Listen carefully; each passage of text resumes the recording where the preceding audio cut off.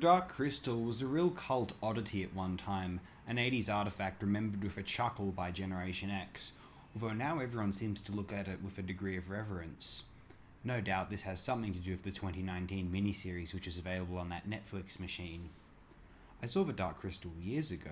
I think I just remember thinking it was strange and unengaging, although it got to a point wherein I realised that the main appeal of the film was actually in simply looking at it, one of the most viscerally interesting film productions on the eye ever realised. The spectacular puppetry in The Dark Crystal is essentially unrivaled as far as I can recall. By the time I was 19, The Dark Crystal was one of my favourites, and I still cherish it. And honestly, for no other reason than how extraordinary its puppetry is. This is why so many people still champion practical effects over digital.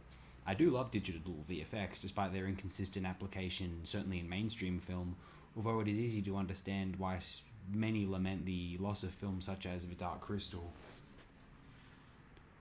Also, it seemed, the existence of the miniseries in 2019 was a big surprise. I certainly felt so.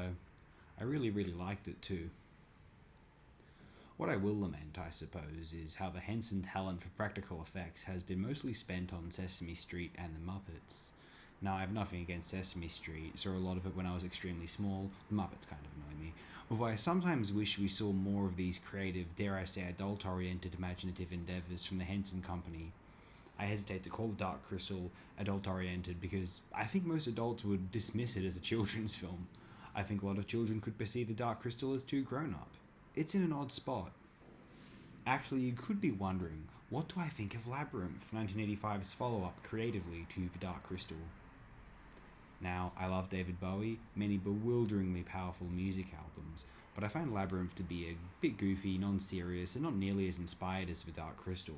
The effects are certainly not as good, I'm not into the music, and the tone of the whole thing is really disquieting and generally uninviting as an emotional experience.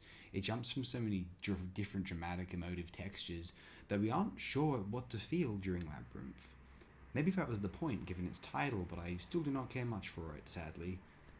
The Dark Crystal, on the other hand, wow. Without going on about how much I like all the physicality again, and a lot of the reason I like this sort of thing has nothing to do with experiencing visual material like it in my childhood, because I didn't really. I experienced and appreciated most of this sort of thing, older genre films featuring practical VFX, as an adult.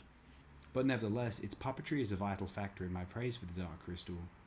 I want to praise it as a unique fantasy vision, distinct aesthetically, narratively alien, mythologically potent, and imaginatively invigorating.